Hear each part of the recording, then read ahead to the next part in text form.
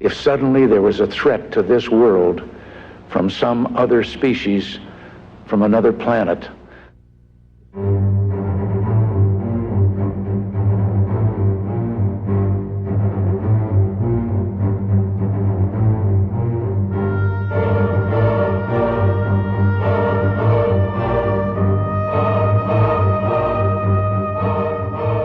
In our obsession with antagonisms of the moment, we often forget how much unites all the members of humanity. Perhaps we need some outside universal threat to make us recognize this common bound. I occasionally think how quickly our differences worldwide would vanish if we were facing an alien threat from outside this world.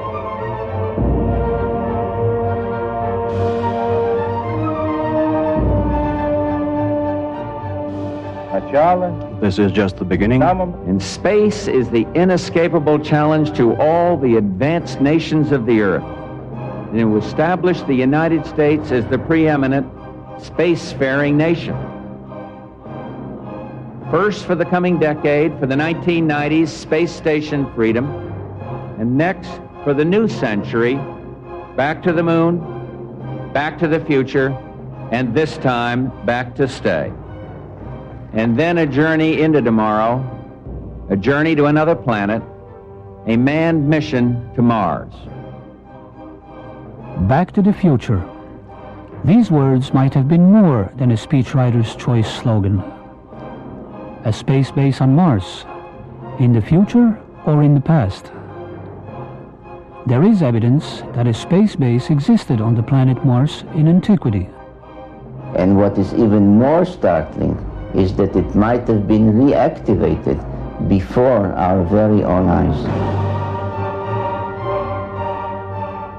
Is it possible then that what our civilization is discovering today about ourselves, our beginning, our planet, our corner of the universe, even the heavens, is a drama that could be called Genesis Revisited? Only a rediscovery of what had been known to our earliest civilizations?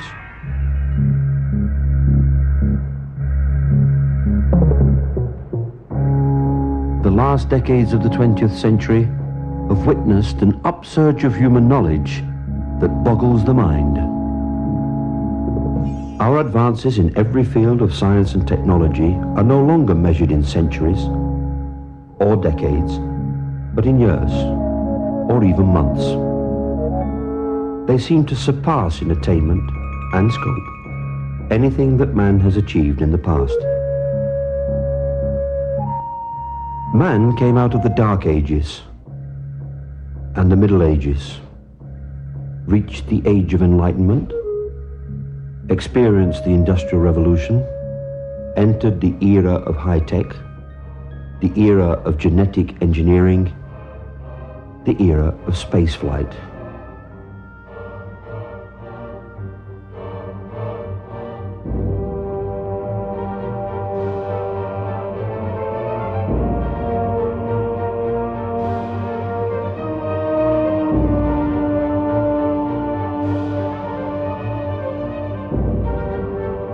Straight shadow. 4 forward, drift into the right a little. 30 seconds forward, drift. We copy you down, Eagle. The Eagle has landed. Astronauts who land like eagles. In antiquity, they were called Anunnaki, those who from heaven to earth came.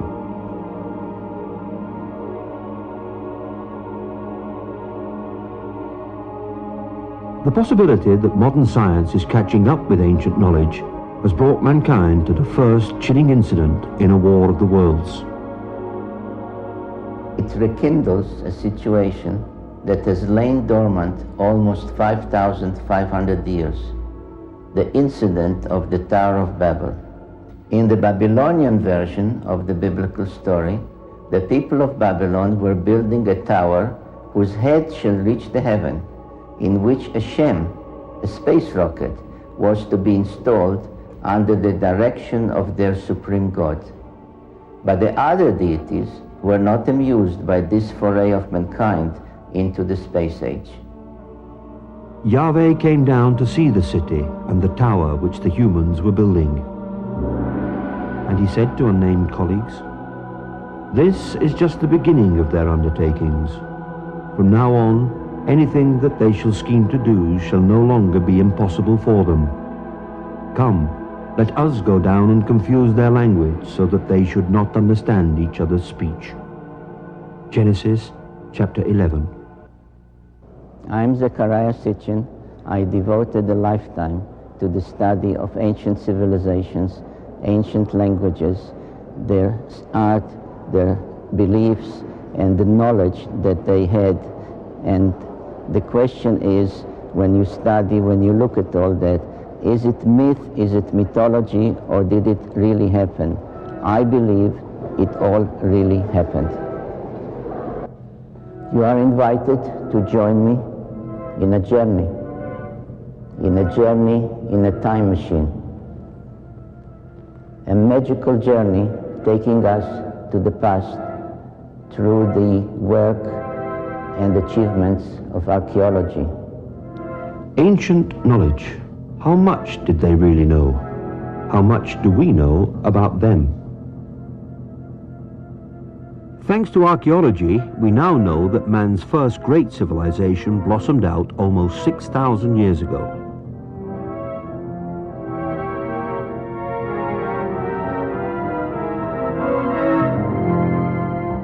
Older than the Greeks,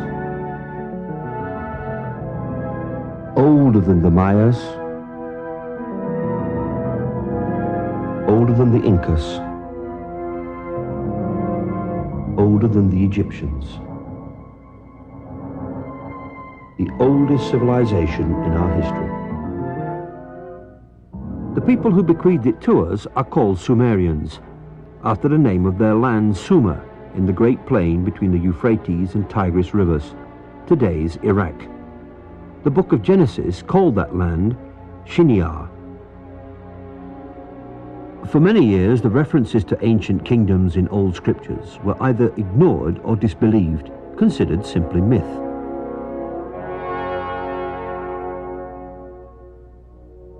We now know that they were historical records of real, flourishing, and incredibly advanced cultures. We are now entering a temple that is actually 6,000 years old. It is a temple that existed in a city called Erech, which until about 150 years ago was known only from the Bible, the biblical book of Genesis. And that temple was dedicated to a goddess, to a female called Inanna, known in later times as Ishtar. You can see here her features, a little damaged. Her divinity was marked by the pair of horns that she had. She held a jar with the water of life, and she was surrounded as a decoration, but perhaps also symbolically, with a symbol that some refer to as entwined snakes, which was the symbol of science in those days, 6,000 years ago. Some find in it a precursor of the Egyptian Ankh, which was the symbol of life and creation. And it really was a symbol of genetic manipulation of DNA. She also engaged in other activities, among them flying in the skies of Earth and also being an astronaut almost 6,000 years ago. In ancient Mesopotamia, the secrets of celestial knowledge, of astronomy, were guarded, studied, and carefully handed down by astronomer priests. They often kept this special knowledge on cylinder seals like this one.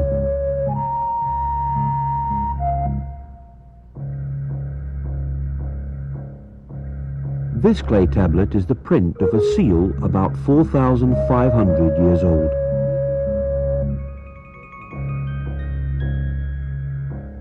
It depicts the scene of the god Enlil granting to mankind the plough, the beginning of modern agriculture.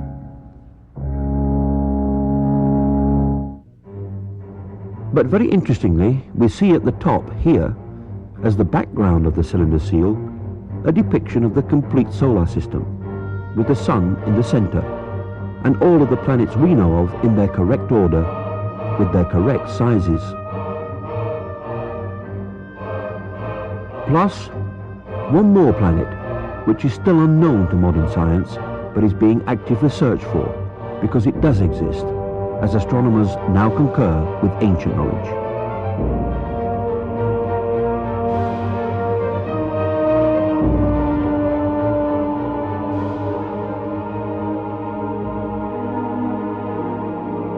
The heavens bespeak the glory of the Lord, and the vault of heaven reveals his handiwork. In August 1977, the American space probe Voyager 2 left Cape Canaveral on a journey that would eventually take it, several years later, to the vicinity of our solar system's outermost planets.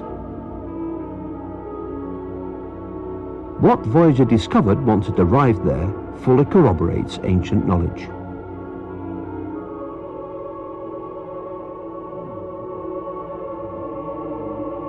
Oh my God!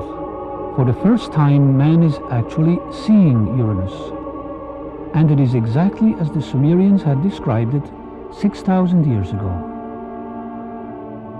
Yes, no doubt, though they had no telescopes, the Sumerians did describe Uranus as Mash Sig, meaning bright greenish. The Sumerians also explained why Uranus is tilted. Uranus took an almighty bang early on.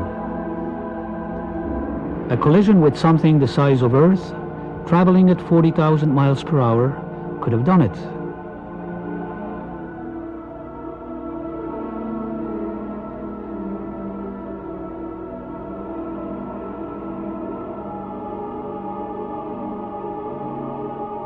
What a strange feature. Is it artificial? Was someone there on distant Miranda in the past? The Sumerians called Uranus planet which is the twin of Neptune, that is. Were they right? Now we can confirm the Sumerian description of Neptune as a blue-green planet. Obviously, the Sumerians must have known. Is it possible that mankind is only just catching up with ancient knowledge? That the Sumerians were particularly at home with astronomy is evidenced by the fact that they had known, named, and listed all of the planets we know today, including those we ourselves rediscovered only in the past couple of centuries. Nudimmud, the artful creator. Anu, he of the heavens. Anshar, foremost of the heavens. Kishar, foremost of firm lands. Rakish, the hammered bracelet. Lachmu, their god of war.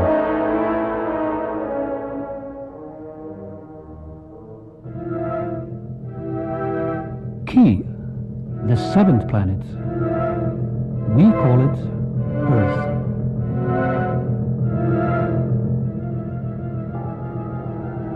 The seventh planet, the sacred number 7, 7 days in the week, 7 days of Genesis, 7 tablets of creation. Sumerian cosmogony answers many puzzles that still baffle modern science. Central to it was the tale of a celestial collision and knowledge of a solar system with 12 members. That ancient knowledge included the planets Uranus and Neptune, supposedly unknown until discovered in 1781 and 1846, and even Pluto, not discovered until 1930. But most surprising was the inclusion of one more large planet as the 12th member of our solar system. The story of this planet, as told by the Sumerians on their 7 tablets of creation, begins 4 billion years ago, when our solar system was much younger and our own planet Earth did not yet exist. Out of deep space, there appeared an intruder called Nibiru. Drawn into the center of our solar system, passing by Neptune and Uranus and Saturn and Jupiter, it faced an older planet called Tiamat.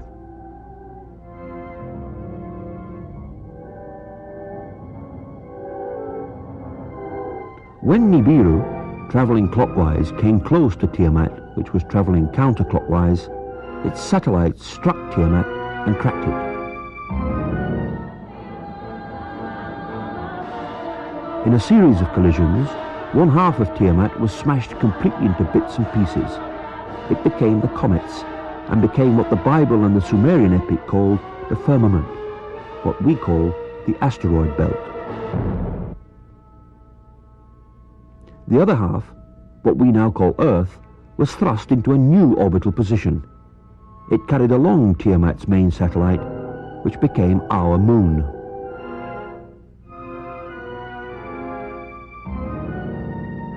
Nibiru itself was caught into a permanent clockwise orbit around our sun, returning to our neighborhood once in every 3,600 years and forever becoming the 10th planet of our solar system. This tale of creation echoed through all the ancient cultures, becoming part of the scientific knowledge that we find in the Old Testament, in the creation story of Genesis. Modern astronomy and recent discoveries corroborate this millennia-old tale. So, according to ancient knowledge, Earth was not originally a member of the solar system. It was the cleaved-off half of Tiamat, the planet destroyed in the celestial collision. And Elohim said, "Let the waters under the heaven be gathered together into one place, and let the dry land appear." And it was so. And Elohim called the dry land earth, and the gathering together of the waters he called seas.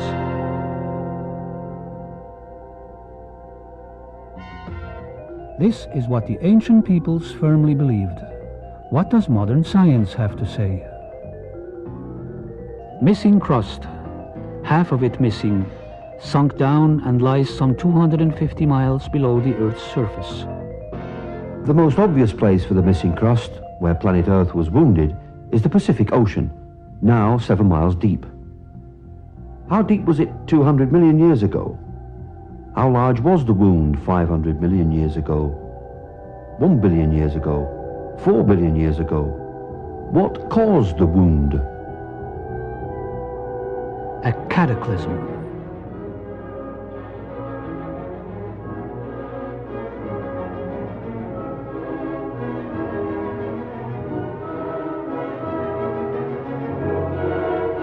Seven tablets of creation, 7 days of creation. Anunnaki, Elohim, Enuma Elish, Genesis. When in the heights heavens had not been named, and below earth had not been called, naught but primordial Apsu, their begetter, Mamu, and Tiamat, she who bore them all. Their waters were mingled together. No reed had yet been formed, no marshland had appeared. Enuma Elish.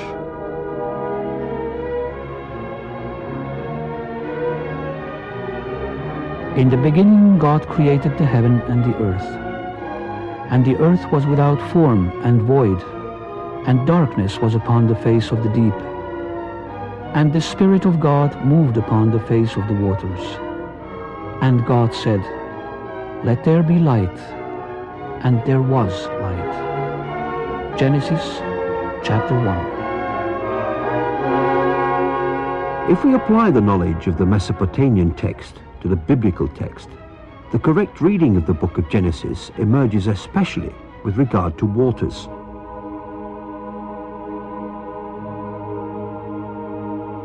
And Elohim said, "Let there be a firmament in the midst of the waters, and let it divide the waters from the waters.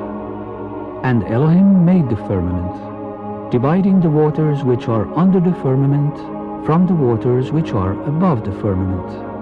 And Elohim called the firmament heaven." Upper waters, lower waters. What did the Bible mean by that? What has modern science discovered?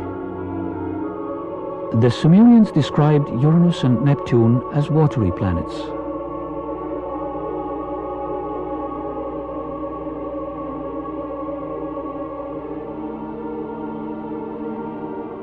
In 1979, 1980 and 1981, the Pioneer and Voyager spacecraft visited Jupiter, Saturn and their many moons, and found water everywhere, as ice on the surface and as water below the surface. There was water on Io, a moon of Jupiter, and on Jupiter's moon Europa, on Saturn's moon Enceladus, and its moon Tethys, and in the magnificent rings of Saturn. Modern science has confirmed the ancient assertion to the full. There indeed have also been waters above the firmament.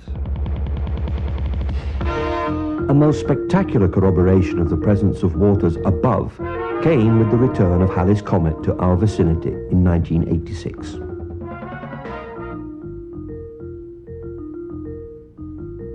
Water loss at 30 tons a second increases enormously. 70 tons a second. Don't worry, it has enough water left to last thousands of more orbits.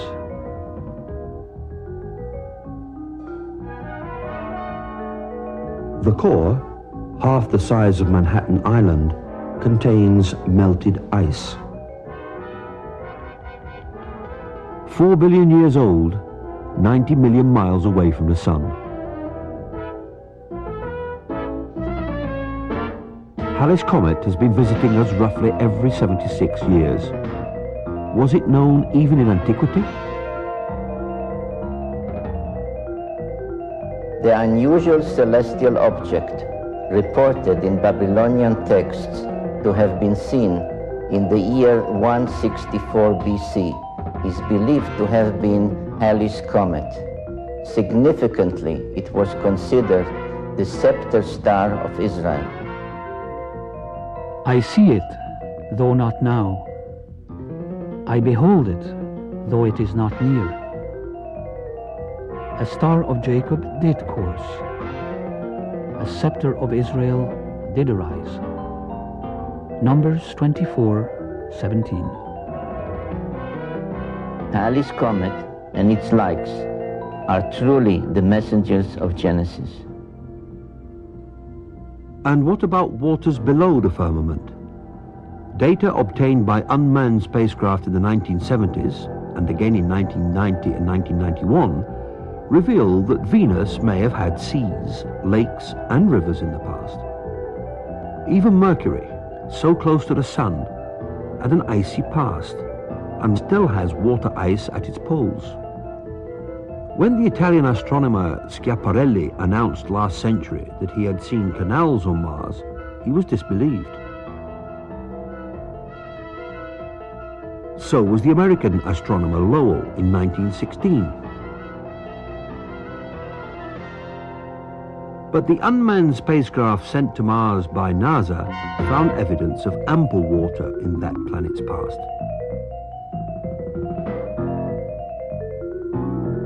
We are forced to no other conclusion but that we are seeing the effects of water on Mars.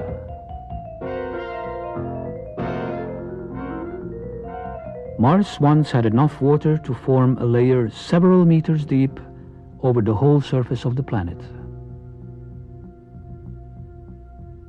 So, what had started out as a dry and barren planet has emerged in the past decade as a planet where water was once abundant. Mars has joined Venus and Earth in corroborating the Sumerian concept of water below the firmament.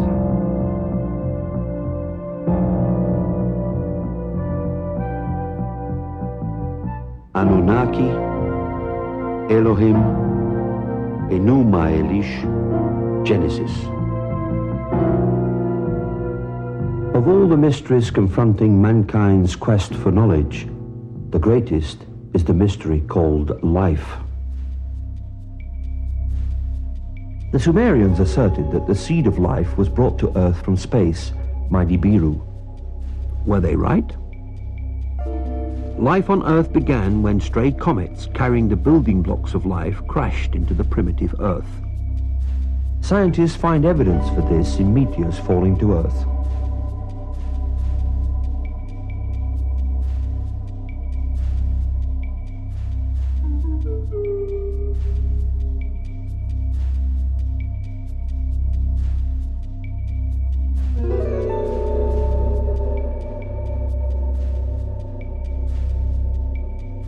What we are trying to find out in the meteorites is to see whether there are any of these molecules related to life. There are certain molecules like the amino acids which may be described as the building blocks of life.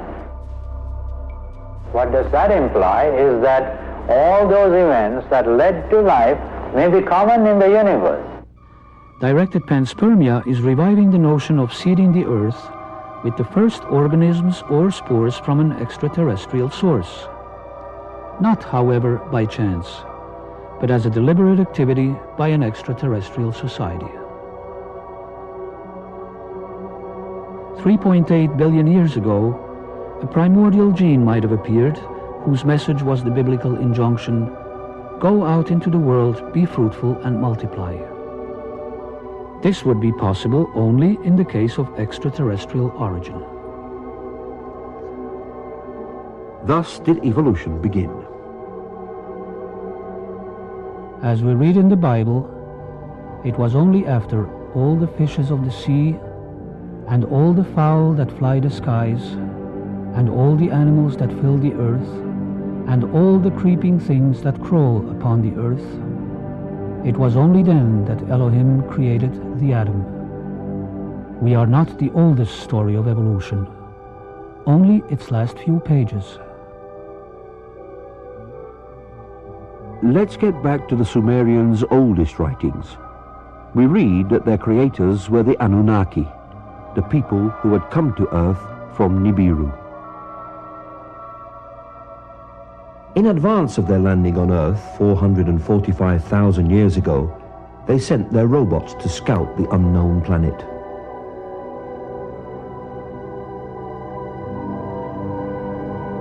"150,000 years later, the Anunnaki created man. They made us Earthlings to mine in Africa the gold they needed to save their home planet's dwindling atmosphere." How was the atom created? According to the Sumerians, it was by genetic engineering, a fertilization in vitro in glass tubes, as depicted in this rendering on a cylinder seal. Adam was the first test tube baby. Let us make the atom in our image and likeness. Genesis 1:26. They made us in their image. Therefore, they are like us. They have a far developed space technology. Nibiru comes into our vicinity every 3,600 years, and then they revisit us. Every time they give us opportunities for a sudden technological jump, for better medicine, for a greater science, for a better agriculture, as they have already done in our recent and ancient past. According to the Bible, the Babylonians once tried to reach their gods in heaven, the Anunnaki, by building the Tower of Babel. Today, we would call it a launch tower. what was the target of that endeavor? According to Zecharia Sitchin, it was Mars, our neighbor planet. The 12 members of our solar system were identified in Mesopotamia by specific symbols. Some, as for Mars, Earth and Venus, indicated their position numerically, as on this ancient stela. We see the sun with its many rays. We see the symbols standing for 4 of them in the bottom row. We see another 4 depicted standing on their cult animals, but really it's a symbolism connected with the zodiac. We see the moon, and we see the earth symbolized by the 7 dots, which indicated the position of the earth from the outer limits of the solar system, counting or coming in inwards by somebody flying into from outer space. The 7 dots of Earth and its crescent moon and the 6-pointed star of Mars are revealing clues in this 4,500-year-old Sumerian depiction. It shows 2 figures standing on either side of a craft, a spaceman on Earth on the left greeting a spaceman on Mars. Running water must have existed on the red planet in relatively recent times, geologically speaking. Some believe Mars may have been habitable as little as 10,000 years ago. In the 60s and 70s, the United States launched the Mariner and Viking spacecraft to explore Mars. In one area, called Cydonia, among other puzzling features, a stone carving was seen that looked amazingly like a human face. At other sites on Mars, features could be seen which resemble enigmatic structures on Earth. This is a feature on Mars that NASA nicknamed Inca City. Sacsayhuaman, Peru.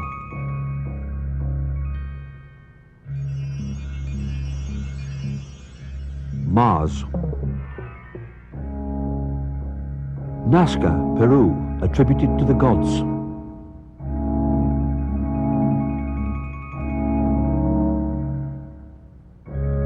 I was especially intrigued by independent researchers' suggestions in their reports that the orientation of the face and adjoining pyramid indicated they were built in alignment with sunrise at solstice time on Mars about 450,000 years ago.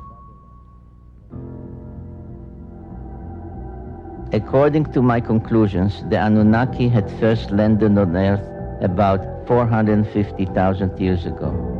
It was perhaps no coincidence that the 2 dates coincide.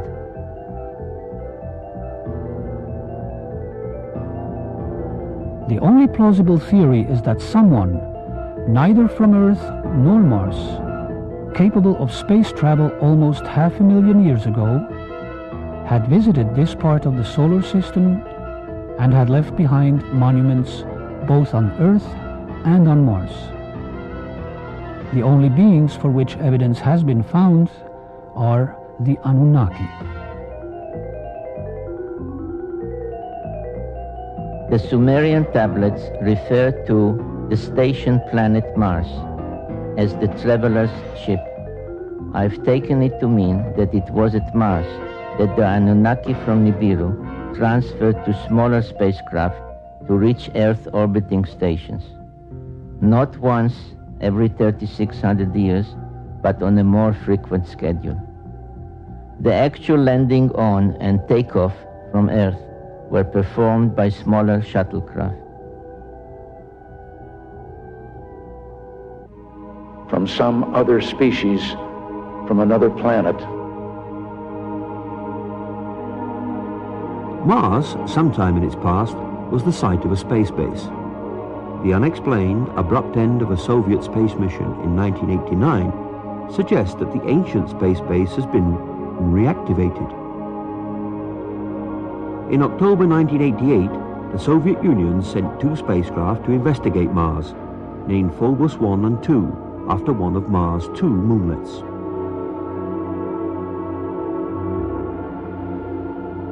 Although launched by the Soviets, the mission actually represented an international effort of an unprecedented scale, with more than 13 European countries participating officially, and British and American scientists participating personally, though with their government's knowledge and blessings. Phobos 1 was somehow lost on its way in September 1988, but Phobos 2 did make it to Mars and operated perfectly, sending back to Earth images from the surface of Mars. On March 1, 1989, these pictures of a highly strange grid were received. The grid, here in the upper right, was shot both in the optical and in the infrared range.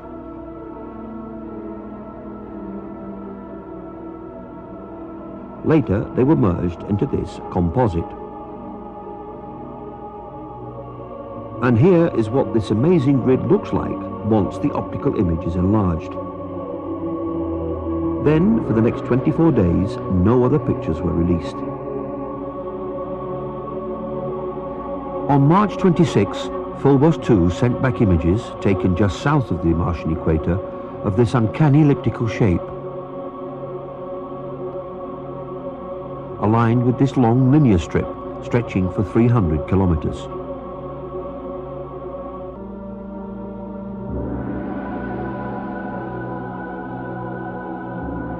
March 27, the Soviets announced sudden problems in keeping radio contacts with Phobos 2.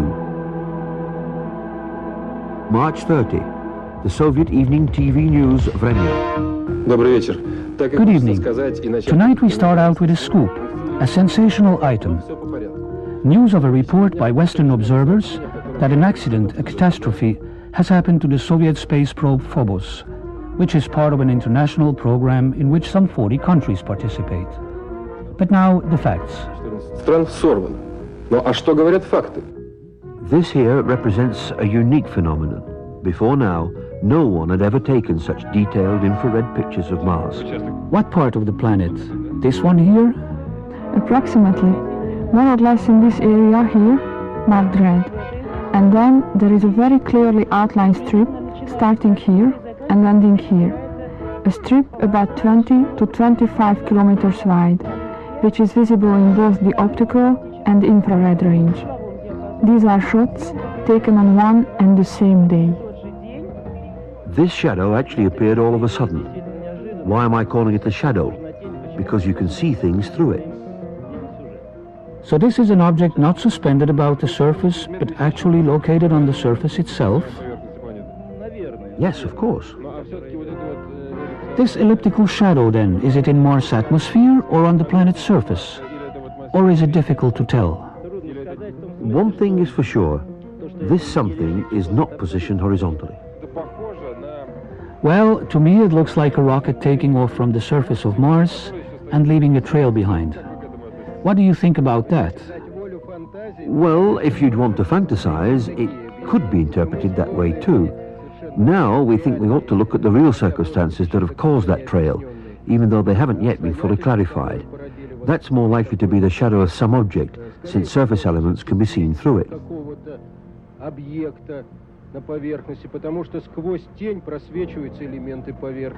How long will it take to process all of the information to get more or less objective scientific results, rather than fantastic ones? Come back in a week. But 1 week later, no details.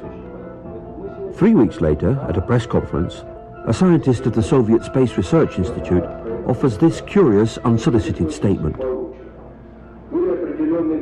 It does take a minimum of precision criteria to obtain on the image these spots, which some would like to call flying saucers, that appeared within the visual field of the infrared range. It must be pointed out that the flying saucer version is not ours. We'd have wanted it to all be that way. Actually, at first we were saying that there was no flying saucer, that surely all that we saw could be explained in understandable, natural and physical terms.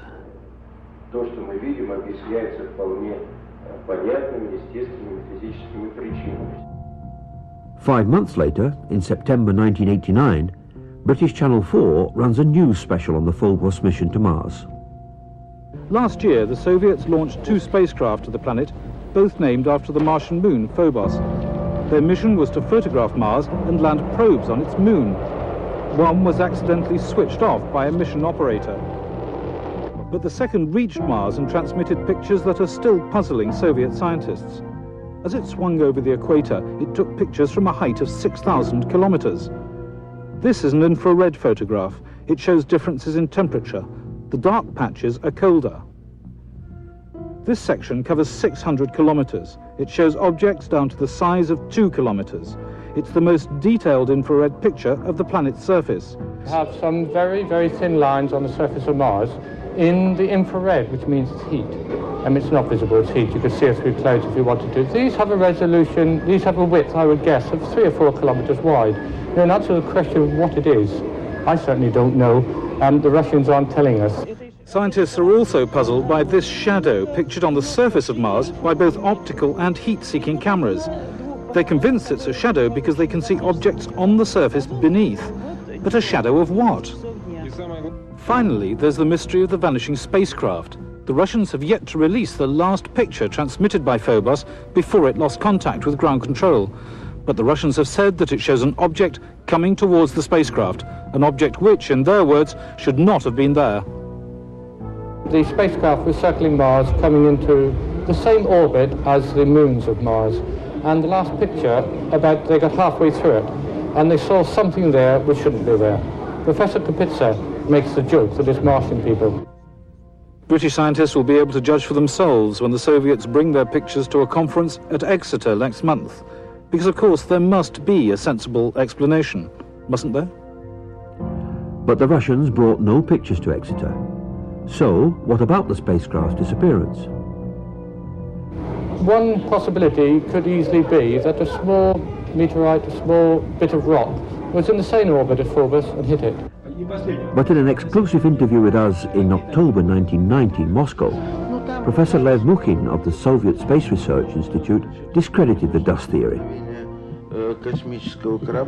There were attempts to hypothesize that there had been a collision between the space probe, which was then orbiting Mars in alignment with the orbit of Mars moonlet, and strands of dust surrounding the moon Phobos itself.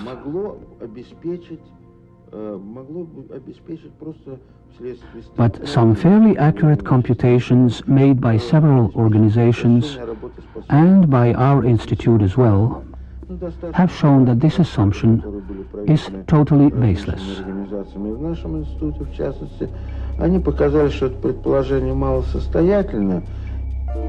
If not dust, then what? A long spell of silence followed until, in December 1991, former cosmonaut trainee and retired Soviet Air Force Colonel Marina Popovich held a surprise press conference at the Russian consulate in San Francisco, where she showed off this photograph reportedly taken by one of the Phobos craft. It shows in the foreground a strange shape, which Marina Popovich called an unidentified flying object, what we refer to as a UFO, clearly set off against what appears to be Mars moonlit Phobos in the background.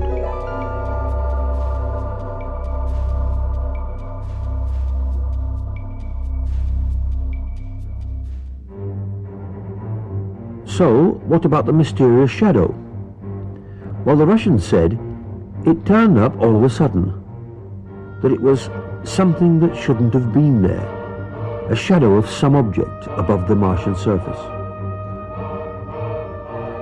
But that's not all. In April 1992, as we examined these other images, all taken within minutes from each other, we discovered that the shadow had actually been moving.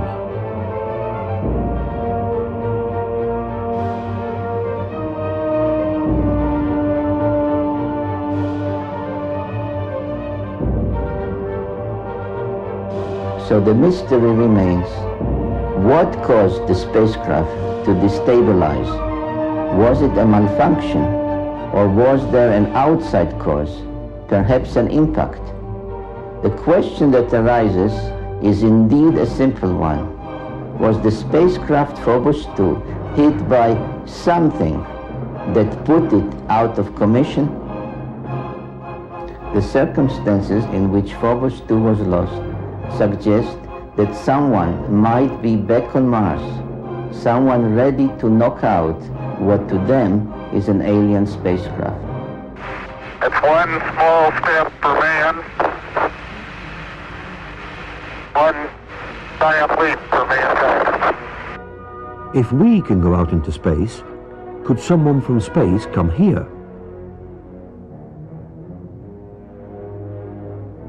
When NASA launched the Pioneer 10 spacecraft in 1972, it attached to it a golden plaque.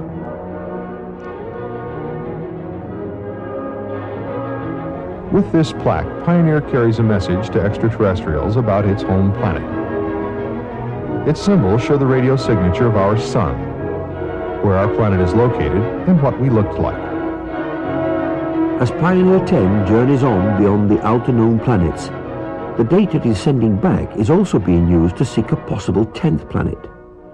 Indeed, a March 1992 NASA press release stated, "Unexplained deviations in the orbits of Uranus and Neptune point to a large outer solar system body of 4 to 8 Earth masses on a highly tilted orbit, beyond 7 billion miles from the Sun."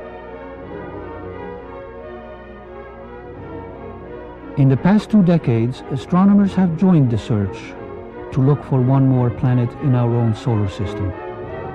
They designate such a planet Planet X, meaning both unknown and 10th.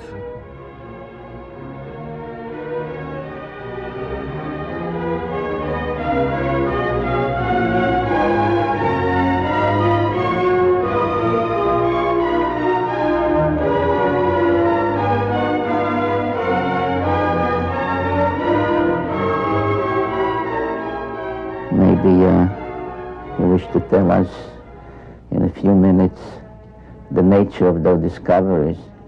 I'd be happy to, and you're absolutely right. And as a matter of fact, the date on here, I was just noticing, is 14 August 1978, which was just about 6 weeks after we discovered the fact that Pluto has a satellite. Once you have a satellite for a planet, you can determine how heavy it is. It turns out Pluto was very much smaller and lighter weight than we had thought, which meant that Pluto has no influence, no appreciable influence on the motions of the planets Uranus and Neptune. At that point, we voiced a hypothesis that this means that there is at least one yet to be discovered planet in the outer reaches of the solar system, and this naturally led directly to you and your interest in what we're doing, and that's when you sent me this book. You have then postulated the existence or the appearance in some time eons ago of a celestial body which you, I think, named in that paper an intruder. Yes. Which may have collided with or somehow turned on their side both Uranus and Pluto. It did a lot more than that, as a matter of fact. In that paper, we hypothesized that this intruder passed very close to Neptune, that it dislodged one of what we then think were many satellites of Neptune, and one of them became the planet Pluto. We actually think Pluto is an escaped satellite of Neptune. This will also take the orbit of Triton, the big satellite of Neptune, and reverse it. We'll take the orbit of the satellite Nereid and extend it outwards. We can produce all of the observed aspects of the satellite system of Neptune plus Pluto's orbit just with this one single intruding planet. One of the things we did in 1978, having made this prediction that there was an additional planet, 10th or 12th, depending on your point of view, but it's the next one, we sort of put our money where our mouth was, as it were, and we went out and we started looking for this thing. We've been searching for 12 years for this thing. We've been able to refine the search area somewhat, get it rather narrowed down. We do our predictions based on the observed anomalies in Uranus and Neptune. We actually are currently looking down in the region of Centaurus, which is just south of the constellation Libra, but very close to the area that you've talked about.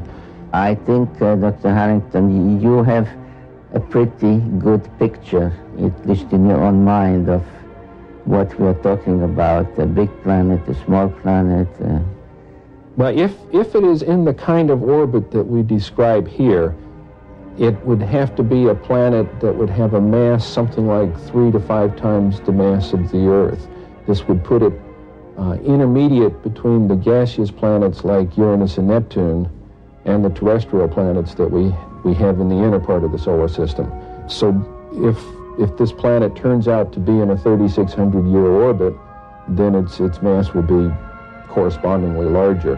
But we're talking about something that's a perfectly reasonable kind of planet. It looks like a good, nice planet, small enough that it's not going to be completely enveloped in gas, so it's perfectly capable of supporting life forms of one kind or another. This one here is a map of the solar system as we know it. The inner planets, this is the orbit of planet Pluto, and this here is the orbit that I have proposed for the 10th planet, and here's where we think it is right about now in its orbit. This is your orbit for the planet, yes. And showing that it would come out of Sagittarius in biblical time, and that once you allow for precession, it would be around into Libra by now, and, which is, again, approximately the area that we're looking in. If Planet X exists, we are not alone in this solar system. Astronomers are so sure of the 10th planet, they think there is nothing left but to name it. Alone he stretches out the heavens and treads upon the farthest deep. He arrives at the Great Bear, Orion and Sirius, and the constellations of the south. He smiles his face upon Taurus and Aries. From Taurus to Sagittarius he shall go. The books of Job and Amos. Is modern science really catching up with ancient knowledge?